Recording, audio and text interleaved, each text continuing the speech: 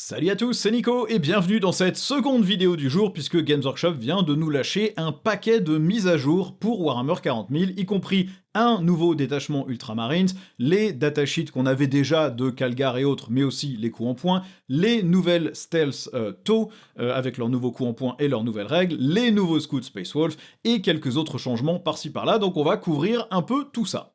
Alors, on va commencer par les Scouts Space Wolves. Ils sont à 105 points les 6 ou 210 points les 10. Vous avez les coups en point ici dans le Minitorum Field Manual qui ont été mis à jour. Ce sont les Wolf Scouts. Ces scouts, c'est 7 pouces de mouvement et un profil de Space Marine classique. Ce ne sont pas des scouts en armure à 4+, ce sont bien des scouts en Phobos puisque les scouts Space Wolves sont les vétérans du chapitre et pas des novices. Ils ont infiltrateur et Scout 7, ce qui veut dire que c'est quand même assez simple pour eux de se déployer d'une manière à ce qu'ils viennent vous boucher chez vous très rapidement. Pourquoi ils sont 6 ? Parce que vous avez 5 figurines plus un petit loup. Ils ont en plus comme règle la capacité d'avoir +1 pour blesser quand ils attaquent une unité ennemie qui est à 6 pouces, à plus de 6 pouces d'une autre unité ennemie. Et c'est important parce qu'ils ont tous un pistolet à plasma, qui est les règles classiques du pistolet plasma, sachant que l'un d'entre eux peut remplacer son arme par un équipement de Psyker, globalement, hein, donc il a un Thunderclap à la place qui fait D3 tirs plus déflagration, touche à 3+, force 5, PA-1, dégâts 2, et il a en plus un bâton runique, 3 attaques, force 6, PA-1, dégâts 3. Les autres scouts ont des lames de combat de base, 4 attaques, touche à 3, force 4, PA-1, dégâts 1. Et vous pouvez avoir un scout qui peut avoir un plasma. Qu'il soit 6 ou 12, vous allez de toute façon n'avoir qu'un seul plasma, qu'un seul Psyker. Par contre, si vous avez 12 figurines, il y en a un autre qui peut prendre aussi une carabine Instigator. Instigator, c'est une attaque, touche à 3+, force 4, PA-2, dégâts 2 et précision. Donc, vous avez quand même une unité qui a son petit loup, qui bon, attaque, c'est pas très intéressant, et qui est OC0, mais qui est votre petit PV tampon, finalement, pour prendre une petite attaque dégâts 1 sans blesser quelqu'un, ou même une attaque dégâts 2 qui dégage le loup à la place. Vous avez quand même le mot-clé grenade, le mot-clé fumée, ça veut dire que vous pouvez vous mettre un -1 pour toucher, quel que soit le détachement, et vous pouvez balancer vos petites grenades, vous vous infiltrez bien. Vous avez aussi une petite mine qui vous permet de faire D3 mortels sur une unité à 3 pouces, ou 2 D3 mortels si c'est un véhicule, faut juste réussir un 2+, sur un D6. Au corps à corps, chaque bonhomme tape comme un intercesseur d'assaut, avec potentiellement un +1 pour blesser, et ils ont tous des pistolets à plasma que vous allez surcharger, parce qu'avec le +1 pour blesser, bah, vous allez passer des paliers assez intéressants sur certaines figurines et certaines unités.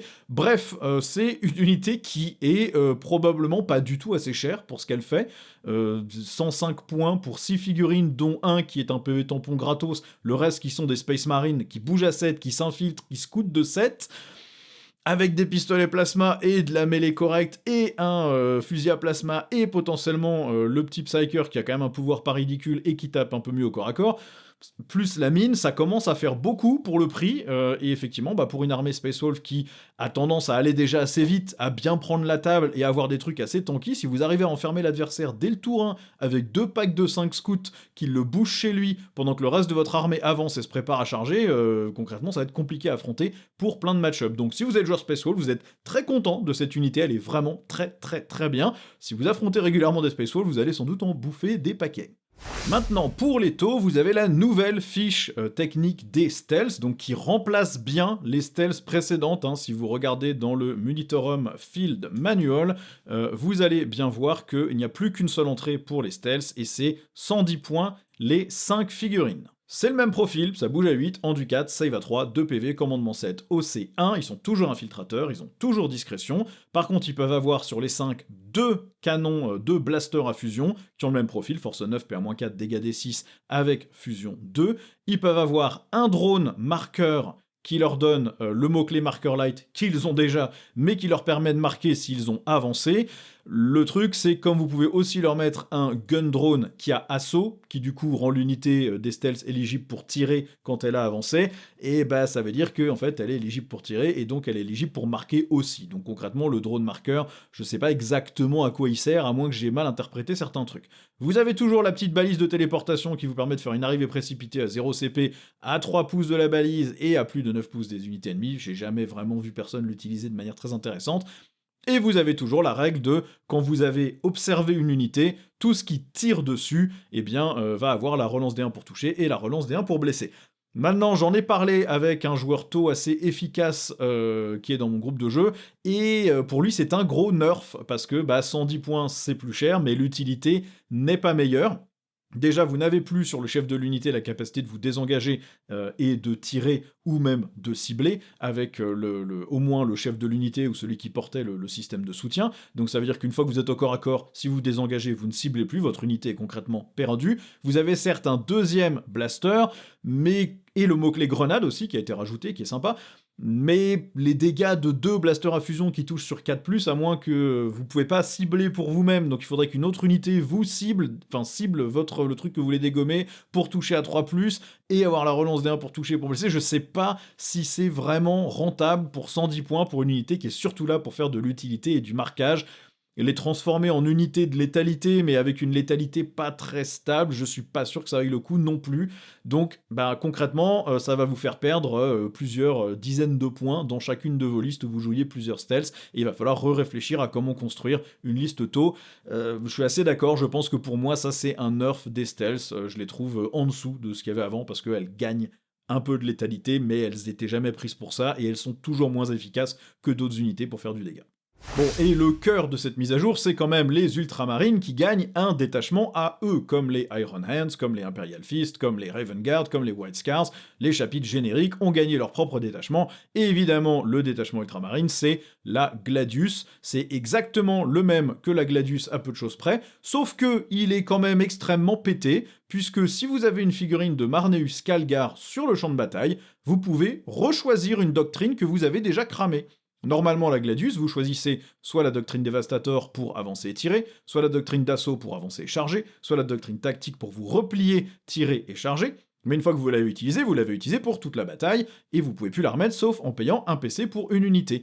Là maintenant, vous pouvez rechoisir une doctrine que vous avez déjà utilisée. Donc concrètement, vous avez une armée Ultramarines qui va pouvoir avancer et charger toute la partie intégralement avec un kit de stratagème génial, ou avancer et tirer toute la partie. Bref, vous avez plus de choix à faire tant que Calgar est encore en vie et sur la table, ce qui rend le truc incroyablement fort. Vous ne pouvez pas inclure d'autres unités que des unités Ultramarines, mais quand vous jouiez Ultramarines, c'était déjà le cas de toute façon, donc puisque vous jouiez systématiquement soit Calgar, soit Guilliman, soit les deux, donc ça vous restreint vraiment pas du tout. Au niveau des améliorations, vous avez l'armure d'Antoninus qui coûte 10 points selon le Munitorum Field Manual, ça vous donne une sauvegarde à 2 et un insensible à 5, ça de mémoire c'était déjà dans la Gladius. Vous avez le serment de Macragge à 15 points qui vous donne plus une attaque et plus un fort sur toutes les armes de mêlée du porteur, et si vous êtes sous la doctrine d'assaut, plus de attaque, plus de en force. Normalement, ça c'était fort mais pas trop parce que ça marchait que sur un tour, là vous allez pouvoir avoir ça sur toute la partie. Un personnage qui a plus de attaques et plus en force toute la game si vous utilisez une armée qui est faite pour avancer et charger en permanence. C'est ultra violent. Vous avez ensuite le savant du codex, l'étudiant du codex à 20 points. Au début de votre phase de commandement, si le porteur est sur le champ de bataille, il peut utiliser cette amélioration, et dans ce cas-là, ça active la doctrine tactique, en plus à la place, de la doctrine que vous auriez choisie pour le reste de l'armée, pour toute l'unité du porteur. Donc ça veut dire que vous avez une unité qui pourra se désengager, tirer, charger, en plus de avancer charge ou avancer tir. Donc ça c'est très utile aussi, ça n'a pas changé. Et vous avez le vétéran de Behemoth, la flotte ruche Behemoth, qui coûte 25 points. Quand le porteur mène une unité, vous gagnez touche soutenue 1, et si vous êtes sous l'effet de la doctrine Dévastator, donc avance et tire, vous pouvez relancer les jets d'avance aussi, c'est une bonne amélioration aussi pour avoir du shoot. En termes de stratagème, la fameuse armure du mépris, elle est toujours mal écrite en disant que c'est jusqu'à la fin de la phase, mais c'est évidemment pas jusqu'à la fin de la phase, c'est c'est sur une activation ennemie, c'est évidemment corrigé par la dataslate. Vous avez l'adaptivité d'Ultramar, à votre phase de commandement, vous choisissez une doctrine et vous la donnez sur l'unité ciblée, à la place de n'importe quelle autre doctrine, et vous pouvez l'utiliser même si vous l'avez déjà cramé. Donc ça veut dire que vous pouvez mettre toute votre armée en doctrine assaut, ou en doctrine d'avance et tir, ou en doctrine d'avance et charge, et quand vous avez besoin de vous replier pour un PC, vous pouvez le faire, quand vous avez besoin d'avancer et charger, si vous n'avez pas cette doctrine-là, vous pouvez le faire, etc. Ça reste toujours très très bon. Vous avez Tactical Foresight, donc prévision tactique ou vision tactique. À la phase de tir ou de corps à corps ennemi, vous choisissez une de vos unités qui se fait attaquer. Si la force de l'attaque est supérieure à votre endurance, vous avez -1 pour être blessé. Excellent stratagème pour vous défendre. Vous avez vigilance exemplaire. À votre phase de tir, vous choisissez une unité Adeptus Astartes qui gagne ignore le couvert. Et si vous êtes en doctrine d'avancée tir, vous avez aussi +1 à la PA, ce qui fait que concrètement ça peut être un bonus de PA de +2 pour un PC sur une unité. C'est très fort aussi. Vous avez courage et honneur à la phase de combat. Une unité va avoir lance, et si vous êtes sur la doctrine avancée charge, eh bien vous avez +1 en PA aussi. Ça veut dire que vous avez des intercesseurs d'assaut, par exemple, qui vont taper en force 4, mais +1 pour blesser, et en plus +1 à la PA, sachant que dans ce détachement, c'est un détachement Codex Space Marine, donc vous allez avoir le +1 pour blesser du serment de l'instant aussi, donc ça vous permet d'obtenir un +1 pour blesser sur une unité qui, potentiellement, ne l'aurait pas eu ou n'attaquerait pas la cible du serment de l'instant. Et ensuite vous avez tactique pratique. À la fin, à la phase de mouvement adverse, même pas à la fin, quand une unité ennemie finit un mouvement normal d'avance ou de repli, vous choisissez une unité infanterie ou montée qui est à 9 pouces de l'unité ennemie qui vient de finir son mouvement, et dans ce cas-là, vous pouvez faire un mouvement de D6 pouces ou de 6 pouces si vous êtes sous les effets de la doctrine tactique, que ça soit via l'amélioration ou via un PC que vous auriez mis sur votre unité, ou si vous avez choisi cette doctrine à votre tour. C'est un détachement qui, à mon avis, va être le seul qu'on va voir en compétitif, parce que concrètement, vous avez le serment de l'instant, relance des touches et +1 pour blesser. Vous avez parmi peut-être les meilleurs personnages nommés du Codex Space Marine sous la forme de Guilliman et de Marneus Calgar. On va le voir dans les datasheets qu'on a déjà passé en revue sur cette chaîne, mais on va repasser dessus rapidement. Ce sont des unités qui sont incroyablement fortes. Et en plus, vous avez la règle d'armée des Emperor Children à volonté, gratos, dans ce détachement. Tant que vous avez Calgar, vous pouvez continuer à spammer de l'avancée charge sur toute l'armée, ou de l'avancée tir, ou du repli tir et charge. Bref, vous faites ce que vous voulez, quand vous voulez. C'est ultra fort, et les stratagèmes sont très très bons aussi. Pour moi, le détachement est largement au-dessus du Gladius classique, si vous voulez jouer des Ultramarines. Le seul truc que vous perdez par rapport au Gladius, c'est le combat en mourant pour 2 PC, ce qui certes est très fort, et vous coûtez souvent que 1 PC parce que vous aviez un capitaine ou un truc comme ça, où vous aviez généré des PC avec un Calgar. Donc ça, c'est sûr que c'est une vraie perte par rapport au Gladius de base. Maintenant, le fait de pouvoir faire quand vous voulez, pour toute l'armée, avancer charge, ou replier charge et tir, ou avancer tir, c'est de toute façon ultra fort. Hein. Je pense que c'est le seul détachement qu'on va voir en compétitif pour les Space Marines pendant un bon bout de temps, parce que ça vous oblige à jouer des datasheets Ultramarines, mais ça sont parmi les meilleurs personnages nommés du Codex, donc c'est pas un vrai problème. Pour les fiches techniques, vous avez celle de Marneus Calgar, et exactement les mêmes règles que celles de quand il est en armure Gravis. Vous pouvez toujours choisir de jouer l'un ou l'autre, évidemment pas les deux en même temps. C'est le même profil, c'est les mêmes dégâts, c'est les mêmes règles, sauf qu'il vaut 140 points au lieu de 200. Vous économisez 60 points en n'ayant pas les 2 gardes Victrix qui normalement l'accompagnent quand il est en armure Gravis.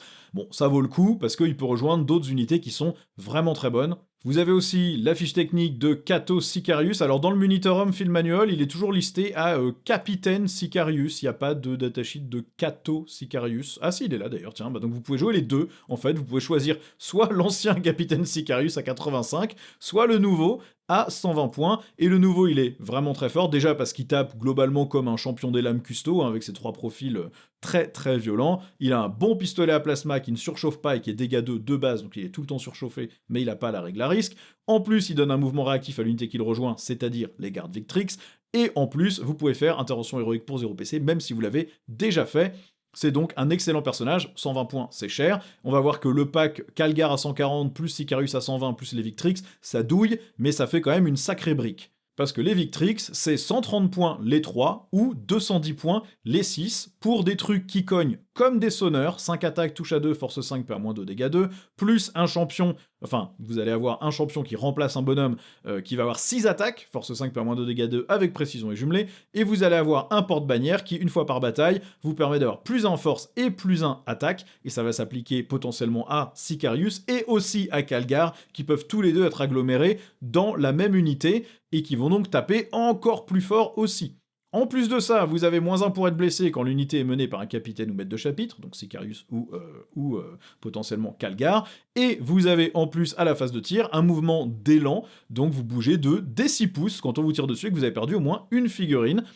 C'est très très violent, sachant que du coup, quand vous en avez 6, vous allez avoir un champion, une bannière et 4 gardes standards. Donc si on compte les points, on a 210 pour la garde d'honneur, 140 pour Calgar, on est à 350, 120 pour Kato Sicarius, on est à 470 points, mais on a un pack qui fait 8 figurines, qui peut faire des mouvements réactifs, vous donne un PC bonus à chaque round de bataille, vous permet d'avancer et charger ou de vous replier et charger, qui a un mouvement d'élan quand on tue quelque chose, qui a intervention héroïque pour 0 PC, qui une fois par partie va taper avec plus 1 en force et plus une attaque sur l'intégralité du pack, est affecté par le serment de l'instant, est affecté par les doctrines, à -1 pour être blessé. Bref, c'est un désastre absolu à affronter, sachant qu'en plus les gardes d'honneur ont 4 points de vie chacun, des armes dégâts 4, il n'y en a pas tant que ça dans la méta actuellement, et donc ça va être pénible à tuer. Il n'y a pas d'invulnérable, mais c'est des sauvegardes à 2, donc c'est pas vraiment non plus fragile.